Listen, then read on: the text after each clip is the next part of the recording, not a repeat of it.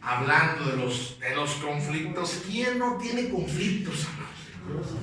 Tenemos conflictos laborales, tenemos conflictos sentimentales, tenemos conflictos emocionales, tenemos conflictos familiares, tenemos conflictos espirituales también. Hay conflicto en nosotros.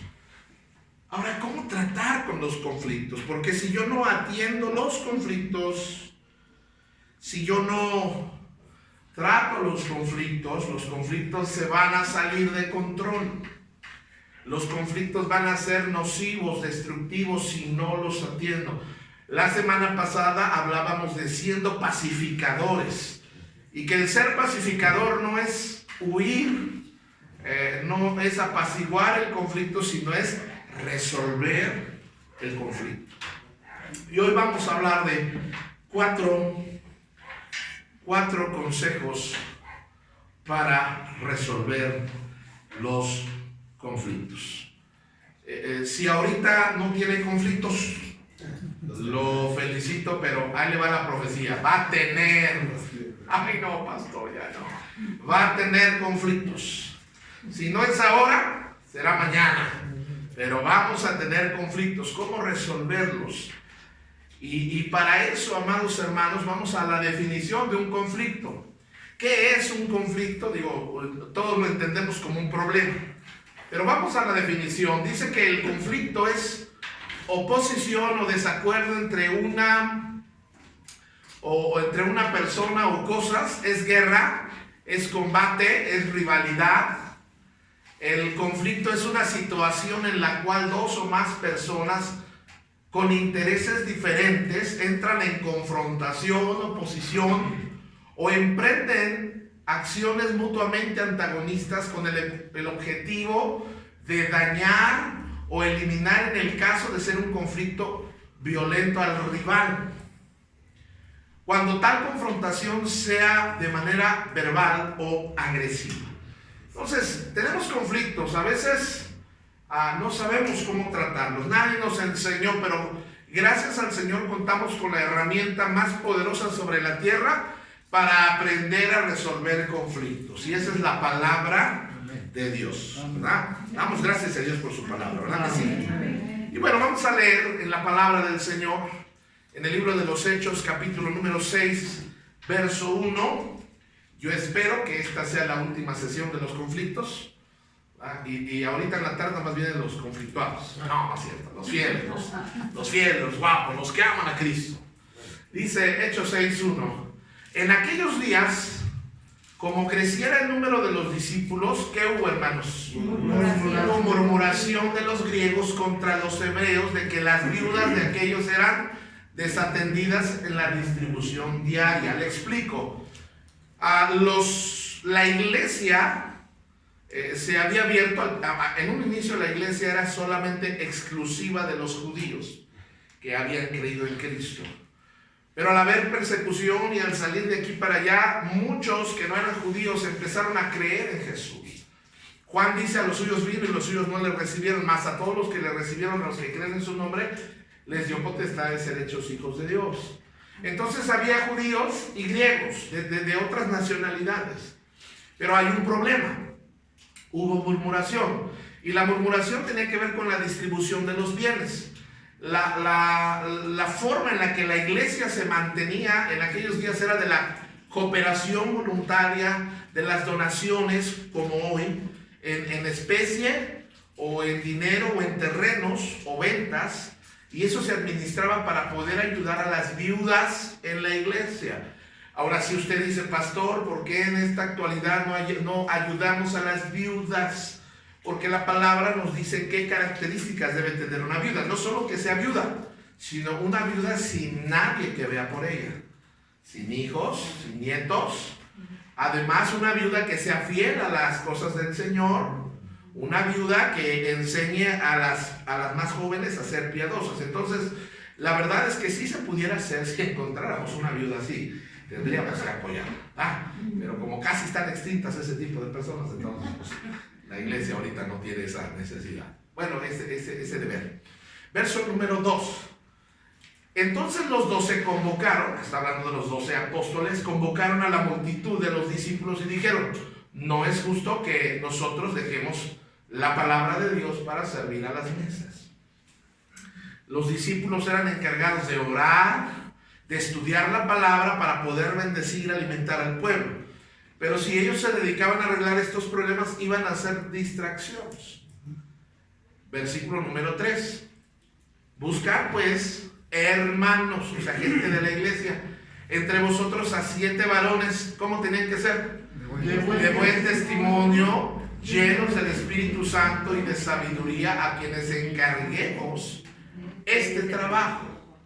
¿Y nosotros qué iban a hacer? A descansar. Persistiremos en la oración y en el ministerio de la palabra. El llamado de los apóstoles no era resolver situaciones que se presentaban, sino era a dar palabra y a orar y administrar la gracia y el poder del Espíritu Santo en la iglesia. Versículo 5. Agradó la propuesta a toda la multitud y eligieron a Esteban, varón lleno de fe y del Espíritu Santo, a Felipe. Por cierto, Esteban fue el primer mártir, el primero en morir por Cristo. Felipe es el que le habló al eunuco y lo bautizó inmediatamente. A Prócoro, ahí está un nombre para su nieto.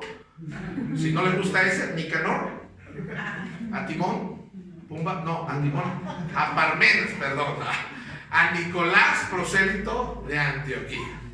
Dice: a los cuales presentaron ante los apóstoles, quienes orando les impusieron las manos. O sea, hubo un reconocimiento público de lo que ellos habrían de hacer. Y crecía la palabra del Señor y el número de los discípulos que pasaban se multiplicaba grandemente en Jerusalén. También muchos de los sacerdotes obedecían a la fe. Y esta es la primera iglesia cristiana, hermanos. Y la primera iglesia cristiana está creciendo y está creciendo y se está añadiendo gente. Y al haber gente, ¿qué cree que va a haber? Con problemas, conflictos, porque gente, ¿verdad?, es igual a conflictos. Todo ser vivo representa un conflicto de alguna manera. Conflicto es inevitable. Ahora, el problema no es el conflicto. Conflictos hay, sino más bien cuándo va a llegar ese conflicto. No sabemos, ¿verdad? Ahora, es interesante que lo que está vivo crece. Y al haber personas de diferentes caracteres, formas de ser, de diferentes contextos, diferentes niveles culturales, escolares, de diferente educación, me refiero a costumbres, van a haber problemas. Yo les digo una cosa, la verdad es que Dios está bendiciendo Casa de Dios y cada semana, cada mes hay alguien añadiéndose a la iglesia. Familias se están añadiendo a la iglesia. Hermanos, hoy 2 familias se añadieron a la iglesia y son familias grandecitas, ¿verdad? Y Dios, yo no sé si usted se ha dado cuenta, pero Casa de Dios está pasando por una etapa de bendición. Se está añadiendo gente, ya no cabemos. Ahora, no es el pastor, no es la gente, es el Señor, Pero quiero prepararlos porque gente, al recibir mucha gente, al estar creciendo, van a haber problemas. ¿Sí me está entendiendo? De repente va a haber alguien de que, ¿y ese qué me ve? ¿Qué se me queda bien? Pastor, me cae gorda esa persona. ¿Pero qué le hizo? Nada, pero me cae gorda. Hay personas que tienen sangrita. Hay personas que tienen sangrita. Hay personas, a veces en la iglesia va a haber personas chismositas. Lo dije con cariño para que nadie se... A veces en la iglesia, amados hermanos, van a haber personas envidiositas. A veces en la iglesia van a haber personas peleoneritas. Hermanos, ahora, ¿qué voy a hacer? ¿Voy a dejar de venir porque hay gente así? A ver, háblenme, hermanos, ¿voy a dejar de venir a la iglesia porque hay gente conflictiva? No. Lo que debo hacer es aprender a tratar los conflictos.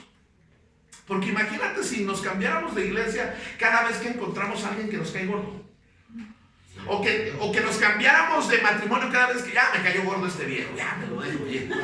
¿Cuántos te vas a aventar en un año? ¿Cuántos te vas a aventar? O imagínate que cambiáramos de trabajo nada más porque nos cae gordo el compañero, la compañera. No podemos hacer eso. Entonces, el problema de la iglesia o el conflicto que estaba viendo se debe al crecimiento que estaba experimentando. Ahora, conflictos y problemas vamos a tener en la iglesia y fuera de la iglesia. Fíjense lo que dice el Evangelio de San Juan 16, verso 33, palabras de Jesús. ¿Cuántos creen en las promesas del Señor?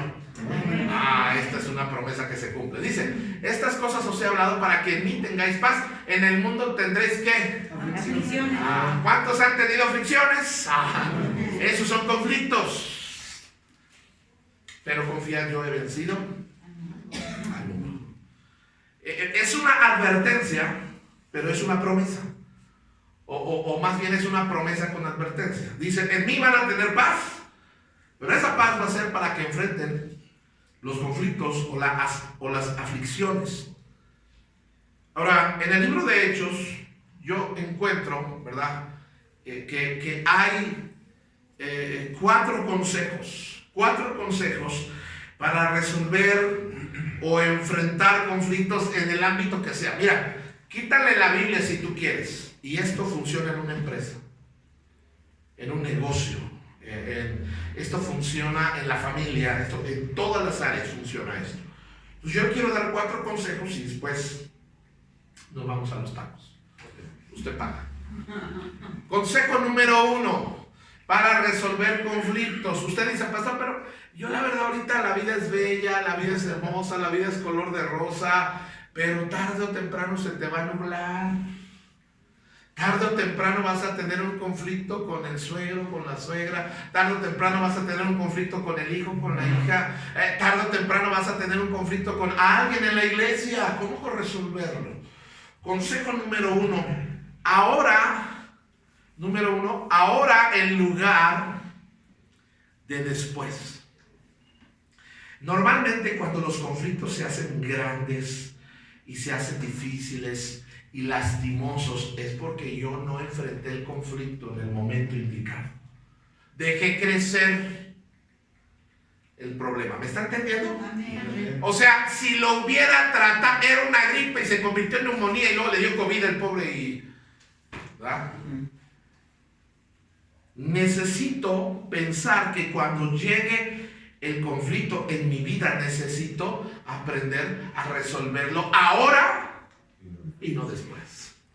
Ahora, yo les he confesado, se los voy a confesar en esta tarde, no vinieron los chismosos. Ale se ríe y dice, no esté tan seguro,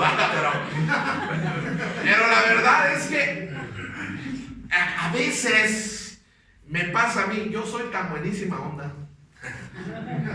que la verdad es que dejo crecer a veces los conflictos porque no quiero herir a nadie ni ofender a nadie.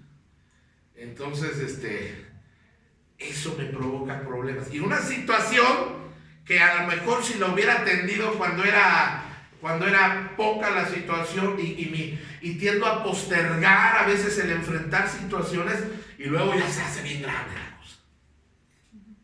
Bueno, claro, nada más me pasa a mí esto.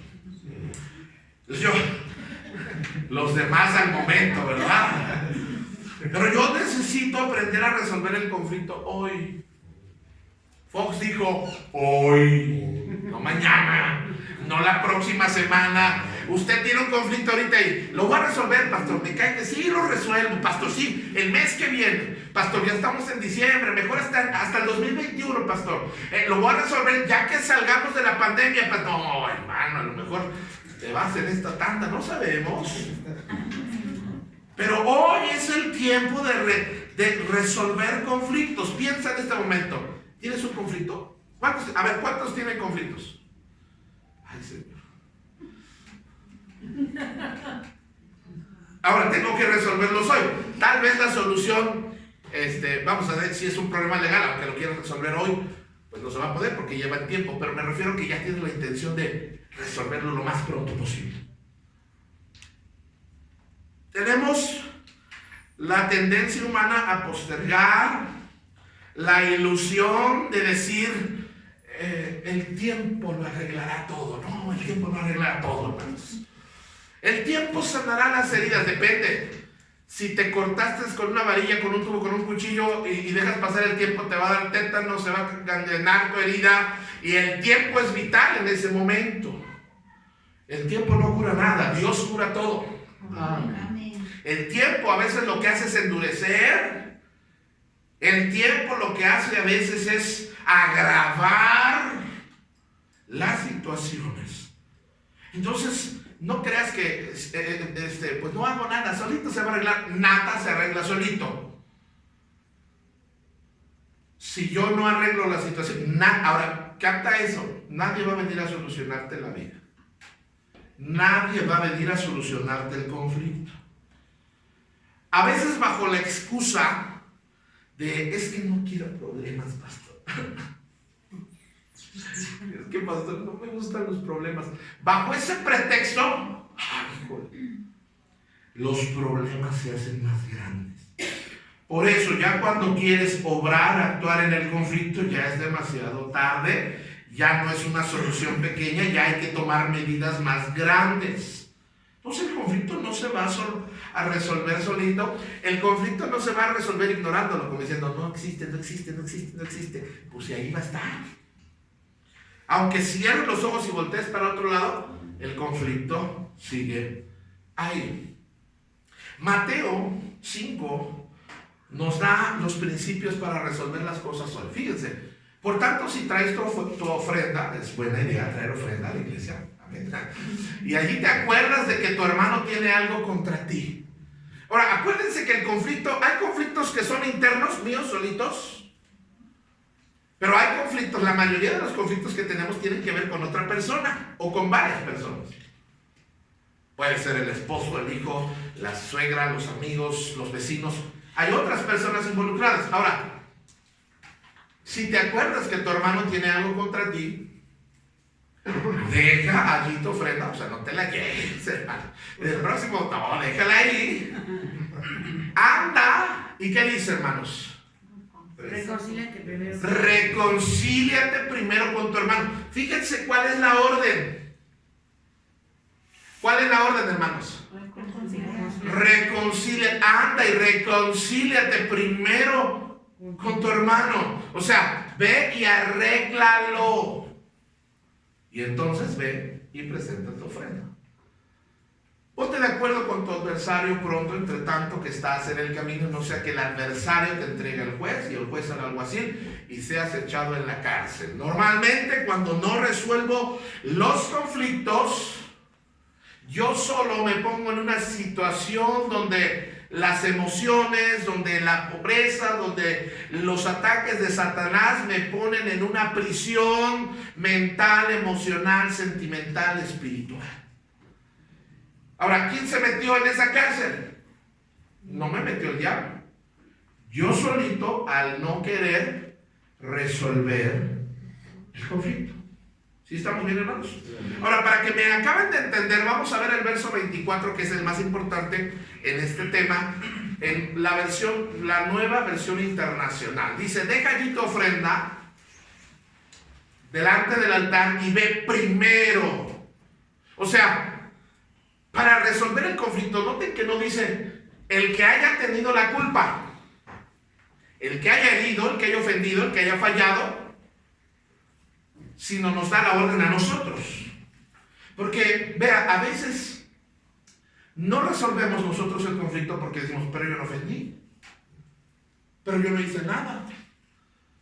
Y le hacemos así, ¿por qué yo? ¿Por qué? ¿Por qué? Pero al Señor no le importa quién creó el conflicto, sino quién busca la solución al conflicto. ¿Me está entendiendo, hermanos?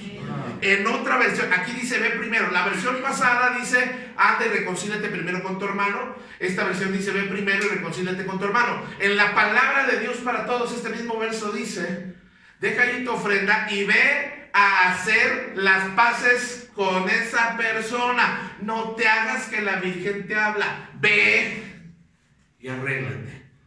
Pero pastor, ¿por qué yo? Es que yo no dije. Eso es lo que nos está mandando la Biblia para resolver conflictos. Una versión más, la traducción del lenguaje actual, de Mateo 5:24, dice: deja tu ofrenda delante del altar y ve de inmediato. Note, esta es más clara. Ve de inmediato. ¿A qué? ¿A echarle pleito? No. A reconciliarte. Ahora, quiero hablar de reconciliar. Reconciliar no quiere decir que a lo mejor vamos a volver a hacer un negocio, o vamos a volver a entrar en una sociedad, o vamos a volver a tener una relación, No, reconciliarte es que tu corazón quede libre de la falta de paz, de coraje, de enojo, de ira. ¿Sí me están entendiendo? Eso es reconciliarte. Que puedas ver a esa persona, saludar a esa persona, que te bendiga. Ya no te acuerdas de los 7,000 que me decís. No, ya. En tu corazón dices: ya los 7 los doné para la causa, la casa hogar Rafael Vázquez. O sea, es no ver a la persona y decir: hijo de... Eso es reconciliarnos. Ahora, la Biblia, Mateo, nos está enviando a resolver la situación, aunque tú no hayas ofendido, aunque tú no hayas fallado, porque si no lo resuelves te quitan la paz, te causan ansiedad, te traen división, separación, alejamiento, dolor, odio, rencor, amargura y estreñimiento. ¿Por qué le sacamos la vuelta, hermanos? A veces somos muy pasivos para unas cosas y no es correcto. Y a veces, en vez de enfrentar el conflicto, huimos. Y ese no es el plan de Dios. Ahora, si no atiendes el conflicto, escucha esto. Si tú dices: pues pastor, yo no fallé, yo no voy a hacer nada. O aunque hayas fallado, dices: pues yo no voy a decir nada, pastor. Cuando no haces nada en el conflicto, van a pensar 3 cosas de ti. Y no me vengas con que pues a mí me vale lo que piensan de mí, porque no es cierto. Sí nos importa que piensan de nosotros. Especialmente si los conflictos tienen que ver con la familia, con los hijos, o con el hermano, con la esposa, con el esposo. La gente va a pensar 3 cosas de ti cuando no haces nada para resolver el conflicto. Número 1, van a pensar que el problema no te interesa. Le pasa muy seguido esto a las esposas, a las madres. Tienen un problema, lo comentan con el esposo, lo comentan con el viejo, y el esposo, el viejo, no hace nada. Y tú te quedas así como que... Y lo que nos da a pensar es que no le importa. O sea, ya le dije el problema, ya le dije la situación, ya le dije lo grave, y parece que no le importa. Otra cosa que pueden llegar a pensar de nosotros es, o más bien, ni siquiera sabe que hay un problema. Otra vez, esto nos pasa también a los varones, a los padres. Desafortunadamente, a mí me da risa porque dicen las mujeres que fuera el patriarcado, y que pero en México tenemos patriarcado. Normalmente somos los últimos en enterarnos de una situación, porque la mamá es la alcahueta, perdón, es la que está cubriendo, perdón, no quiero crear conflictos, pero ocultamos la situación, ocultamos la verdad, ocultamos ciertos hechos, y pues uno está como si nada. Y la gente que sí sabe piensa: oye, ¿cómo puede andar tan tranquilo? Si supiera, mira. Y uno anda como bobo. Nadie sabe que existe un problema, ni sabe que existe un problema. No lo arregla porque ni sabe que hay problema. Y número 3, si no haces nada, la gente va a pensar: ni sabe resolver. No lo resuelve porque no sabe. ¿Sí estamos aquí, hermanos? Ahora, la Biblia nos llama a actuar con sabiduría. Santiago nos invita a pedir sabiduría, la cual Dios nos va a dar, y no nos va a decir: no, hijo, pídeme otra cosa, mejor pídeme dinero. No.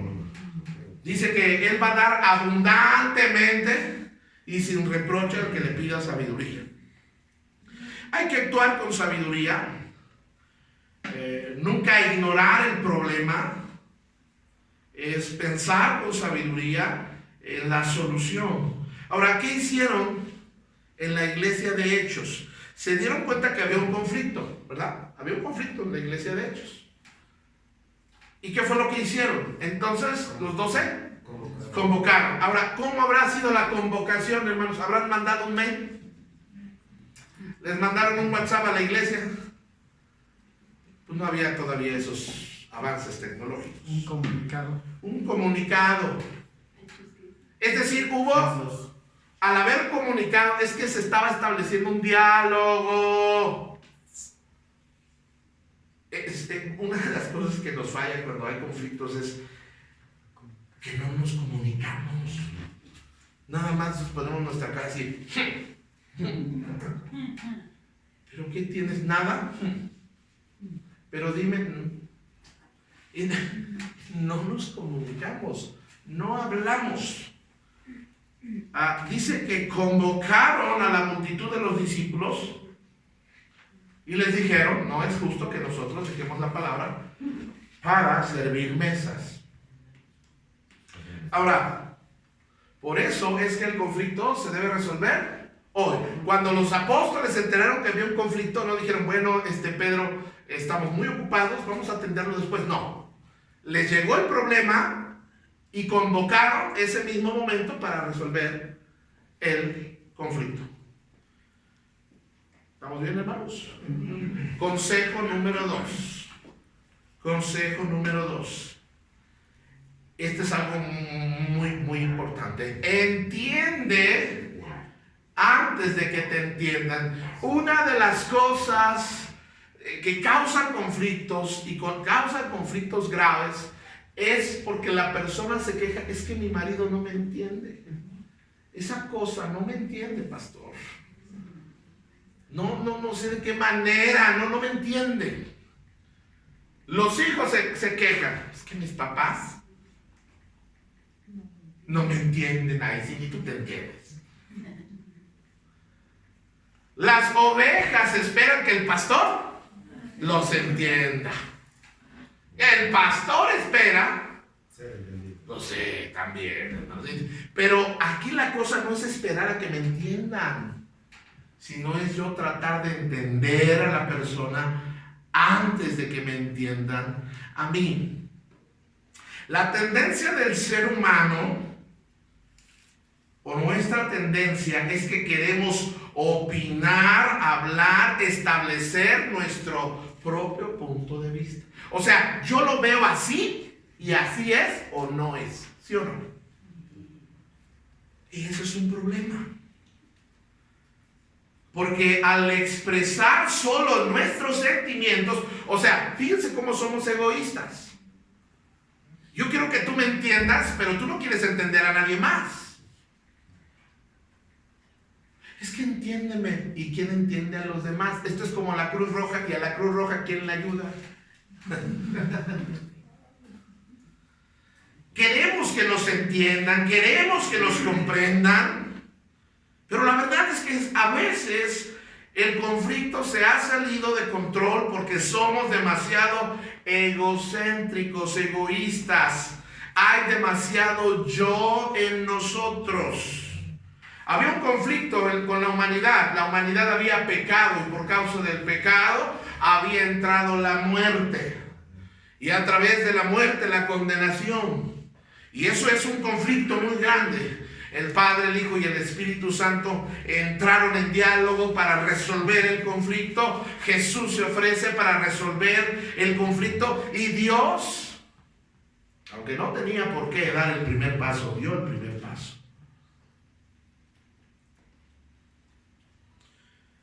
Entendió que la naturaleza, cuando destruyó, ¿se acuerdan? A la humanidad en el diluvio, dijo, no voy a contender para siempre con el ser humano, porque ya entendí que su corazón es necio y malo. Ahora, yo le voy a decir una cosa. A veces nos importa dar nuestra opinión, que me encanta, porque es que yo opino. Perdón, ¿quién le preguntó su opinión? Es que yo pienso, decía el hermano Tommy, ese fue tu problema, ¿qué pensaste? Hay gente que no va a recibir nuestra opinión ni nuestro consejo, aunque es bueno, aunque lo que estemos opinando sea correcto, aunque lo que estemos opinando sea sabio, no van a recibir nuestro consejo. Y le voy a decir por qué. A la gente no le importa lo que sabes. Hasta que no sabes, hasta que no sabe lo que les importa. Esta es frase mía, se la puede fusilar. A la gente no le importa lo que sabes hasta que no sabe lo que les importa. Es decir, cuando yo sé que una persona me aprecia, me ama, ora por mí, intercede por mí, me interesa escuchar a gente así. Me interesa escuchar a quien me ama. Me interesa escuchar a quien ha demostrado amor hacia mi vida. ¿Sí me está entendiendo? Amén. Una persona puede estar en lo cierto, en lo correcto, pero ni me ama, ni me aprecia y realmente no le importa mi vida. Está opinando porque tiene boca. Pero no me ama, no le represento algo. Por eso es que a la gente no le importa lo que sabes hasta que no sabe lo que les importa. No importa cuánta terapia hemos recibido, cuánta consejería hemos recibido, cuántos cursos hemos tomado, cuánta Biblia, ni siquiera importa cuánta Biblia sabemos. No importa nuestra sabiduría de vida, cuánto hayamos vivido, no nos van a escuchar si sienten que no les importamos, o que no nos importan, más bien. ¿Sí estamos bien, hermanos? Amén. Ahora, el conflicto en Hechos 6 tiene que ver con tres cosas. Porque estamos estudiando el libro de los Hechos, capítulo 6, en el tema 4 consejos para resolver conflictos. El conflicto en la iglesia de Hechos, en el capítulo 6, trata acerca de tres cosas. Número 1, es un conflicto matemático. ¿Cuál era el problema? El problema era un problema de multiplicación. En ese tiempo, la iglesia era de una membresía de 2.500 personas, probablemente. Y eso nos da más o menos, de acuerdo a la regla, 16 millones de posibilidades de conflictos. Eventualmente, al crecer, iban a llegar conflictos culturales. Judíos pensaban de una manera y los gentiles pensaban de otra manera. Los judíos se acostumbraban de una manera, los gentiles se acostumbraban de otra manera. Venían de diferentes trasfondos.